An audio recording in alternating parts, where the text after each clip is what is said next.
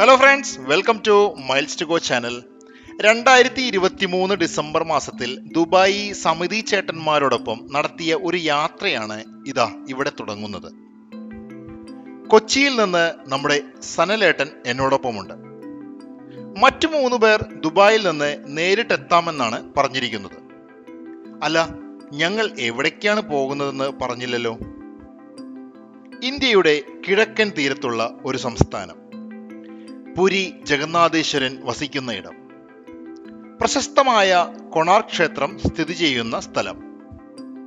അതേ കൂട്ടുകാരെ, നമ്മുടെ യാത്ര ഒറീസയിലേക്കാണ്.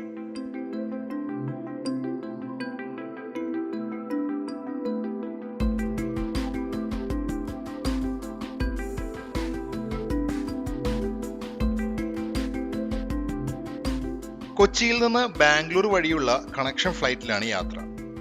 ഇപ്പോൾ ബാംഗ്ലൂർ കെമ്പഗൌഡ എയർപോർട്ടിൽ എത്തിയിരിക്കുന്നു. 3 മണിക്കൂർ ലേ ഓവർ ഉണ്ട്. ഭക്ഷണം കഴിക്കണം, അല്പം വിശ്രമിക്കണം. അതിനുവേണ്ടി എയർപോർട്ടിലുള്ള ലോഞ്ചിൽ ഇരിക്കുകയാണ് ഞങ്ങൾ. നല്ലൊരു ലോഞ്ച് തന്നെയാണ് ഇവിടെയുള്ള ഡൊമസ്റ്റിക് ടെർമിനലിൽ ഒരുക്കിയിരിക്കുന്നത്. പണ്ടൊക്കെ വളരെ പരിമിതമായിട്ടാണ് ലോഞ്ച് ആക്സസ് യാത്രക്കാർക്ക് കിട്ടിയിരുന്നത്. പക്ഷേ ഈയിടെയായി പല ബാങ്കുകളുടെ പ്രീമിയം കാർഡുകൾ ഉപയോഗിച്ച് യാത്രക്കാർക്ക് ലോഞ്ചിലേക്ക് പ്രവേശിക്കാം. അതുകൊണ്ട് തിരക്കും കൂടുതലാണ്. ഭക്ഷണമൊക്കെ എടുത്ത ശേഷം ഒരു സീറ്റ് കണ്ടുപിടിക്കുവാൻ ഞാൻ കുറച്ച് കഷ്ടപ്പെട്ടു. ബോർഡിംഗ് കഴിഞ്ഞ് ഞങ്ങൾ ഗേറ്റിനടുത്തേക്ക് നടക്കുകയാണ്. ഭുവനേശ്വറിലേക്കുള്ള ഇൻഡിഗോ ഫ്ലൈറ്റ് റൺവേയിലേക്ക് പോകുവാൻ തയ്യാറാകുന്നു. ഒരു ബസ്സിൽ കയറി ഞങ്ങൾ വിമാനത്തിന്റെ അടുത്തെത്തി. ഏകദേശം 2 മണിക്കൂർ കൊണ്ട് ഞങ്ങൾ ഭുവനേശ്വർ വിമാനത്താവളത്തിലെത്തി. ക്രിസ്മസ് ന്യൂ ഇയർ സമയമായതുകൊണ്ട് എയർപോർട്ടിൽ എവിടെയും നന്നായി അലങ്കാരങ്ങൾ കാണാം. ലക്ഷ്മി മാതയുടെ ഒരു രൂപം മണലിൽ ഇവിടെ നിർമ്മിച്ചു വച്ചിട്ടുണ്ട്. എയർപോർട്ടിൽ നിന്ന് ഒരു ടാക്സിയിൽ കയറി ഞങ്ങളിപ്പോൾ കൊണാർക്കിൽ എത്തിയിരിക്കുകയാണ്. ഒഡീഷ ടൂറിസം ഡിപ്പാർട്ട്മെന്റിന്റെ കീഴിലുള്ള ഒരു ഹോട്ടലിലാണ് മുറി ബുക്ക് ചെയ്തിരിക്കുന്നത്. നമ്മുടെ KTDC പോലെ തന്നെ. ഇവിടെ അത് OTDC എന്നാണ് അറിയപ്പെടുന്നത്. പ്രധാനപ്പെട്ട ടൂറിസ്റ്റ് കേന്ദ്രങ്ങളുടെ വളരെ സമീപത്തായിരിക്കും ഇത്തരം ഗവൺമെന്റ് ഹോട്ടലുകൾ സ്ഥിതി ചെയ്യുന്നത്. ഞങ്ങൾ ആദ്യം പോകാൻ ഉദ്ദേശിക്കുന്നത് കൊണാർക്ക് ക്ഷേത്രത്തിലേക്കാണ്. ഇവിടെ നിന്നും നടക്കുവാനുള്ള ദൂരമേ ഉള്ളൂ. ലഗേജുകളെല്ലാം മുറിയിൽ വെച്ച് ഞങ്ങളൊന്ന് ഫ്രഷായി. അതിനുശേഷം ക്ഷേത്രത്തിലേക്ക് പോകുവാനൊരുങ്ങി. ദുബായ് ചേട്ടന്മാർ ഇനിയും എത്തിയിട്ടില്ല. അവരെത്തുമ്പോൾ ഏകദേശം വൈകുന്നേരമാകും. ക്ഷേത്രത്തിലേക്കുള്ള സൈൻ ബോർഡ് കണ്ടു. ക്ഷേത്രത്തിലേക്ക് പ്രവേശിക്കുന്ന പാതയാണ് ഈ കാണുന്നത്. ഇന്ത്യയിലെ മറ്റു ടൂറിസം കേന്ദ്രങ്ങളുടെ മുന്നിൽ കാണുന്ന പോലെ ഇവിടെയുമുണ്ട് നിരവധി വഴിയോര കച്ചവടക്കാർ. കരകൗശല വസ്തുക്കൾ, സൊവനിയേഴ്സ്, കരിക്ക്, കശുവണ്ടി എന്നിവ വിൽക്കുന്നവരാണ് ഈ നിരത്ത് കൂടുതലായും കൈവശം വെച്ചിരിക്കുന്നത്. വഴിയോര കച്ചവടങ്ങളിൽ എന്നെ ഏറ്റവും ആകർഷിച്ചത് വർണ്ണപ്പൊലിമയുള്ള ബാഗ് കച്ചവടമാണ്. നിരവധി ഡിസൈനുകളിൽ കരകൗശല നിർമ്മിതി പോലെ ഓരോ കടകളിലും നമുക്ക് ഇത്തരം ബാഗുകൾ കാണുവാൻ കഴിയും. 1-2 ബാഗുകൾ ഞാൻ വാങ്ങുകയും ചെയ്തു. ഈ കാഴ്ചകളൊക്കെ കണ്ട് ഞങ്ങൾ സൂര്യക്ഷേത്രത്തിന്റെ മുന്നിലേക്ക് എത്തി. നിരവധി സഞ്ചാരികളാണ് ഈ അദ്ഭുത നിർമ്മിതി കാണാനായി കൊണാർക്കിൽ എത്തിച്ചേരുന്നത്. ഭുവനേശ്വരിൽ നിന്ന് ഇറങ്ങിയിട്ട് ആദ്യം വന്നത് കൊണാർക്ക് ടെമ്പിളിലാണ്. നിങ്ങൾക്ക് അവിടെ നേരെ കാണാം, കണ്ടോ, ഒരു വലിയൊരു അമ്പലം കണ്ടോ. അവിടെ പൂജാതി കർമ്മങ്ങളൊന്നുമില്ല. അപ്പോൾ നമ്മൾ കൊണാർക്ക് ടെമ്പിളിലെ കാഴ്ചകളാണ് നമ്മൾ ഇന്ന് കാണാൻ പോകുന്നത്. വൈകുന്നേരം 5:30 വരെയാണ് ക്ഷേത്രത്തിലേക്കുള്ള പ്രവേശനം അനുവദിക്കുന്നത്. ഇപ്പോൾ 5 മണിയാകുന്നു. എത്രയും വേഗം ടിക്കറ്റ് എടുത്ത് അകത്തേക്ക് കടക്കണം. കൗണ്ടറിൽ നിന്ന് ടിക്കറ്റ് എടുത്ത് പ്രവേശന കവാടത്തിന് സമീപമുള്ള മെഷീനിൽ സ്കാൻ ചെയ്ത് ഞങ്ങൾ അകത്തേക്ക് പ്രവേശിച്ചു. 13-ാം നൂറ്റാണ്ടിൽ കിഴക്കൻ ഗംഗ രാജവംശത്തിലെ രാജാവായ നരസിംഹദേവ ഒന്നാമനാണ് കൊണാർക്കിൽ ഈ ക്ഷേത്രം പണി കഴിപ്പിച്ചത്. കോൺ എന്നാൽ ദിശ, അർക്കൻ എന്നാൽ സൂര്യൻ. സൂര്യന്റെ ദിക്ക് എന്നർത്ഥം വരുന്ന ഈ രണ്ട് വാക്കുകൾ ചേർന്നാണ് കൊണാർക്ക് എന്ന പേര് ഈ ക്ഷേത്രത്തിന് വന്നത്.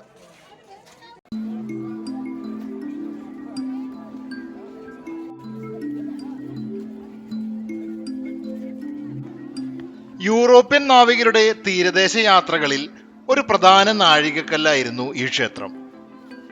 അവർ ഈ ക്ഷേത്രത്തിന് ബ്ലാക്ക് പഗോഡ എന്ന് പേരിട്ടു. ഈ ക്ഷേത്രവുമായി ബന്ധപ്പെട്ട് പല ഐതിഹ്യങ്ങളുമുണ്ട്. ശ്രീകൃഷ്ണന്റെ പുത്രനായ സാംബന് പിതാവിന്റെ ശാപത്താൽ കുഷ്ഠരോഗം പിടിപെട്ടുവെന്നാണ് പുരാണ പരാമർശം. കൊണാർക്കിലെ ചന്ദ്രഭാഗ നദി കടലുമായി സംഗമിക്കുന്ന സ്ഥലത്തിനടുത്തുള്ള മിത്രവനയിൽ 12 വർഷം കഠിനമായ തപസ്സിന് വിധേയനായി ഒടുവിൽ എല്ലാ ത്വക്ക് രോഗങ്ങളുടെ ചികിത്സകനായ സൂര്യദേവനെ പ്രീതിപ്പെടുത്തുന്നതിൽ വിജയിക്കുകയും അസുഖം ഭേദമാവുകയും ചെയ്തു. നന്ദി സൂചകമായി സൂര്യന്റെ ബഹുമാനാർത്ഥം ഒരു ക്ഷേത്രം സ്ഥാപിക്കാൻ അദ്ദേഹം തീരുമാനിച്ചു. അടുത്ത ദിവസം നദിയിൽ കുളിക്കുമ്പോൾ വിശ്വകർമാവ് സൂര്യന്റെ ശരീരത്തിൽ നിന്ന് രൂപപ്പെടുത്തിയ ദൈവത്തിന്റെ ഒരു ചിത്രം കണ്ടെത്തി. മിത്രവനിയിൽ അദ്ദേഹം നിർമ്മിച്ച ഒരു ക്ഷേത്രത്തിൽ സാംബ ഈ പ്രതിമ സ്ഥാപിച്ചു. അവിടെ അദ്ദേഹം ദൈവത്തെ പ്രസാദിപ്പിച്ചു. അന്നു മുതൽ ഈ സ്ഥലം പവിത്രമായി കണക്കാക്കപ്പെടുന്നു.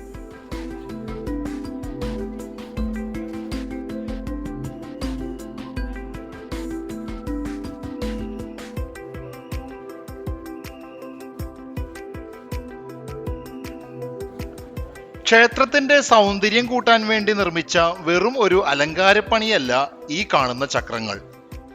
അത് സൂര്യഭഗവാന്റെ മഹത്തായ രഥത്തിന്റെ ചക്രങ്ങളാണ്. ഒരു വലിയ രഥം കണക്കെയാണ് സൂര്യക്ഷേത്രം പണി കഴിപ്പിച്ചിരിക്കുന്നത്. മുൻപിൽ രഥം വലിക്കുന്ന 7 കുതിരകൾ, രഥത്തിന്റെ ഇരുവശങ്ങളിലും 12 ചക്രങ്ങൾ, അങ്ങനെ ആകെ 24 ചക്രങ്ങൾ കാണാം. ഓരോ ചക്രവും 10 അടി വ്യാസത്തിലാണ് ഒരുക്കിയിരിക്കുന്നത്. രഥത്തിന്റെ 24 ചക്രങ്ങൾ പ്രതിനിധാനം ചെയ്യുന്നത് ഒരു ദിവസത്തെ 24 മണിക്കൂറിനെയാണ്.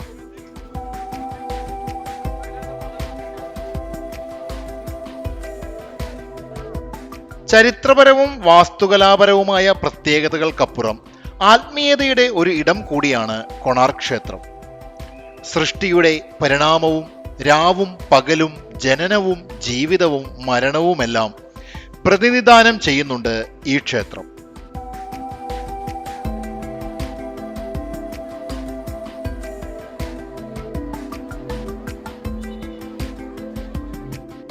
അടുത്ത ദിവസം ഞങ്ങൾ അതിരാവിലെ തന്നെ എഴുന്നേറ്റോ. ഇന്നലെ രാത്രിയോടെ നമ്മുടെ ദുബായ് ചേട്ടന്മാർ ഇവിടെ എത്തിച്ചേർന്നു. ചന്ദ്രഭാഗ എന്ന ബീച്ചിലേക്കാണ് ഞങ്ങളിപ്പോൾ പോകാനൊരുങ്ങുന്നത്. സൂര്യോദയം കാണുവാനാണ് ഈ ബീച്ചിലേക്ക് യാത്രികർ എത്തുന്നത്. ഒരു ഓട്ടോയിൽ കയറി ഞങ്ങൾ ബീച്ചിന്റെ സമീപമെത്തി. നിരവധി കാറുകളും വാനുകളും അവിടെ പാർക്ക് ചെയ്തിരിക്കുന്നത് കണ്ടു. ഒരു സൂര്യോദയം കാണുവാൻ ഇത്രയധികം ആളുകളോ? ഞങ്ങൾ ശരിക്കും ആശ്ചര്യപ്പെട്ടു. ഇന്ത്യയുടെ കിഴക്കൻ തീരമായതുകൊണ്ട് ഉദയം കാണുന്നത് കടലിന്റെ ചക്രവാള സീമയിലായിരിക്കും. ശരിക്കും ഇതാ നോക്കൂ, ജനനിബിഡമാണ് ഈ ബീച്ച്.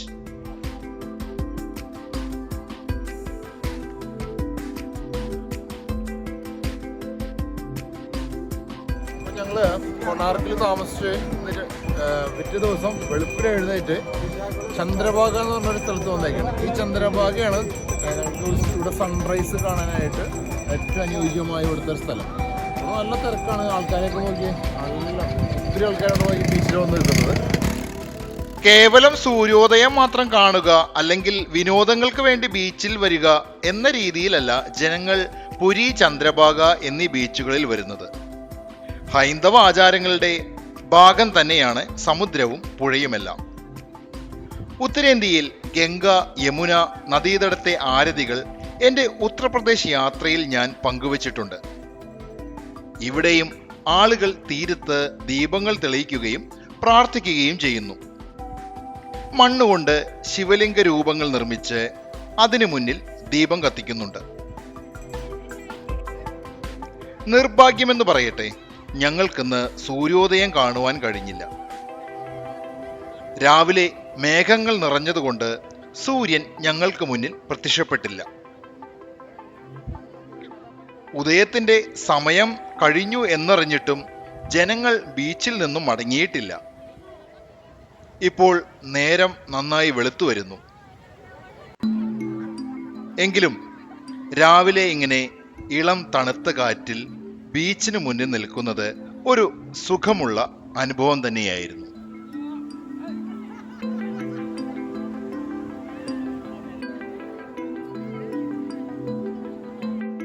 ഞങ്ങൾ ബീച്ചിൽ നിന്നും തിരികെ ഹോട്ടലിലെത്തി. ഇനി വീണ്ടും കൊണാർക്ക് ക്ഷേത്രത്തിലേക്കാണ് യാത്ര.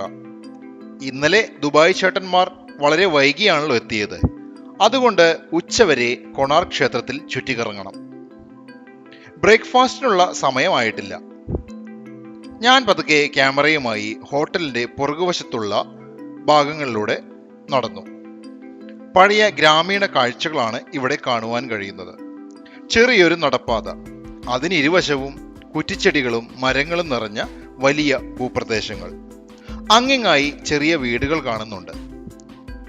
രാവിലെ ആയതുകൊണ്ട് മൂടൽ മഞ്ഞിന്റെ ഒരു നേർത്ത ആവരണം അന്തരീക്ഷത്തിൽ നിറഞ്ഞു നിൽക്കുന്നു. അങ്ങനെ ബ്രേക്ക്ഫാസ്റ്റ് കഴിച്ച ശേഷം വീണ്ടും ഞങ്ങൾ കൊണാർക്കിലേക്ക് യാത്ര തിരിച്ചു. ഇത്തവണ ഒരു ഗൈഡിന്റെ സഹായത്തോടെയാണ് ഞങ്ങൾ ക്ഷേത്രം കാണുന്നത്. नाम है प्रकाश पात्र। हम एक लोकल गाइड हूँ। पहले अपन नमस्कार, जय जगन्नाथ। कहाँ से आया? केरला। अच्छा ठीक है। आप लोग केरला से आया, उड़ीसा तक पहुँच गया। हम तो क्वेश्चन करेंगे उड़ीसा क्यों आया, आप बोलेंगे जरूर जगन्नाथ देखने के लिए आया, पूरी कोणार्क सूर्य मंदिर देखने के लिए, भुवनेश्वर लिंगराज वगैरह कुछ बहुत है। अब आप लोग जो आया कोणार्क सूर्य मंदिर देखने के लिए, पहले इस जगह का नाम था चंद्रभागा, 900 साल का पूर्व में, क्योंकि समुद्र नदी का घेराव था। ये 900 साल का जमाना में समुद्र नदी का साथ था, लेकिन अभी 3 किलोमीटर दूर हो गया। जो देखिए आप लोग आया समुद्र, पहले यहाँ तक था। ओके, तो इस जगह का नाम ही है कोणार्क। कोण मीन्स एंगल, अर्थ मीन्स सूर्य is equal to Konark, Sanskrit word. क्योंकि 90 डिग्री कोनों में जो सूर्य भगवान जो उठता है ऊपर में, सुबह से अंदर ऊपर जाता है, इसका पहला रोशनी कमल किरण इसी पवित्र जगह का ऊपर पहले पड़ता है। तो इस जगह का नाम है सूर्य मंदिर कोणार्क। ओके, 230 അടി ഉയരമുള്ള പ്രധാന ക്ഷേത്രത്തിന് 3 ഭാഗങ്ങളുണ്ട്. സൂര്യദേവന്റെ പൂജാവിഗ്രഹം പ്രതിഷ്ഠിച്ചിരുന്ന ശ്രീകോവിൽ അഥവാ ഗർഭഗൃഹം, ക്ഷേത്ര സോപാനം, ജഗൻമോഹൻ മണ്ഡപം എന്നിവയാണവ. 1200ഓളം പേർ 12 വർഷത്തോളം സമയമെടുത്താണ് ഈ ക്ഷേത്രം നിർമ്മിച്ചതെന്നാണ് അറിയപ്പെടുന്നത്. രാജ നരസിംഹദേവൻ തന്റെ രാജ്യത്തിന്റെ 12 വർഷക്കാലത്തെ വരുമാനം ഇതിനായി ചിലവഴിച്ചത്രേ. കിഴക്ക് ദർശനമായിട്ടാണ് ക്ഷേത്രം നിലനിൽക്കുന്നത്. ഉദയസൂര്യന്റെ പ്രകാശരശ്മികൾ പ്രധാന വിഗ്രഹത്തിന്റെ മൂർധാവിൽ പതിക്കുന്ന രീതിയിലാണ് ഇതിന്റെ നിർമ്മാണം. സൂര്യദേവന്റെ 3 ഭാവങ്ങളായ ഉദയം, മധ്യാഹ്നം, അസ്തമയം എന്നിവ പ്രധാന ക്ഷേത്രത്തിന്റെ 3 ഭാഗങ്ങളിലായി നിർമ്മിച്ചിരിക്കുന്നു. കല്ലുകൾ തമ്മിൽ യോജിപ്പിക്കാൻ സിമന്റോ കുമ്മായമോ ഉപയോഗിച്ചിട്ടില്ല എന്നതും ഈ ഒരു വിസ്മയത്തിന്റെ എടുത്തു പറയേണ്ട വസ്തുതയാണ്. ഓരോ കല്ലും പ്രത്യേക രീതിയിൽ കൂട്ടിയിണക്കിയാണ് ഇത് നിർമ്മിച്ചിരിക്കുന്നത്. കൊണാർക്കിന്റെ പരിസരങ്ങളിൽ കാണാത്ത പ്രത്യേകതരം കല്ലുകൾ ഉപയോഗിച്ചാണ് ക്ഷേത്രം നിർമ്മിച്ചിരിക്കുന്നത്. ഈ ക്ഷേത്രം നിർമ്മിച്ചിരിക്കുന്നത് ഒരു രഥത്തിന്റെ മാതൃകയിലാണ്. 7 കുതിരകൾ ഈ രഥം വലിക്കുന്നു. ക്ഷേത്രത്തിന്റെ ദ്വാരപാലകരായി 2 സിംഹങ്ങളെയും നമുക്ക് കാണാം. രഥത്തിന്റെ ഇരുവശങ്ങളിലും 12 ചക്രങ്ങൾ വീതമുണ്ട്. വളരെ അത്ഭുതകരമായ ഒരു വസ്തുത, ഈ ചക്രങ്ങളുടെ നിലത്ത് വീഴുന്ന നിഴൽ നോക്കി സമയം കൃത്യമായി തിട്ടപ്പെടുത്താൻ സാധിച്ചിരുന്നു എന്നുള്ളതാണ്. എല്ലാ ചക്രങ്ങളും ഇപ്രകാരമുള്ള സൂര്യ ഘടികാരങ്ങളാണ്. ഞങ്ങളുടെ ഗൈഡ് ഈ ചക്രങ്ങളിലെ ആരക്കാലുകളിൽ കൂടെ എങ്ങനെയാണ് സമയം തിട്ടപ്പെടുത്തുന്നതെന്ന് ഞങ്ങൾക്ക് കാണിച്ചു തരുന്നുണ്ട്.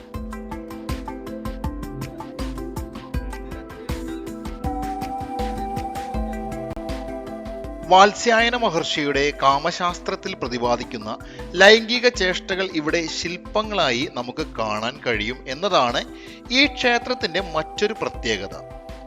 അങ്കലാവണ്യം തെറ്റാതെ വളരെ സൂക്ഷ്മതയോടെയാണ് ഓരോ ശില്പവും ഇവിടെ നിർമ്മിച്ചിരിക്കുന്നത്. ലോകപ്രസിദ്ധി ആർജിച്ച ഈ ശില്പങ്ങൾ ഏറെ വിവാദ ചർച്ചകൾക്കും പല കാലങ്ങളിൽ വിഷയമായിട്ടുണ്ട്. നമുക്ക് വിവാദങ്ങളെല്ലാം മറന്നേക്കാം. ഈ അഭൂതപൂർവമായ ആ ശില്പകലയെ ആരും പ്രശംസിക്കുക തന്നെ ചെയ്യും.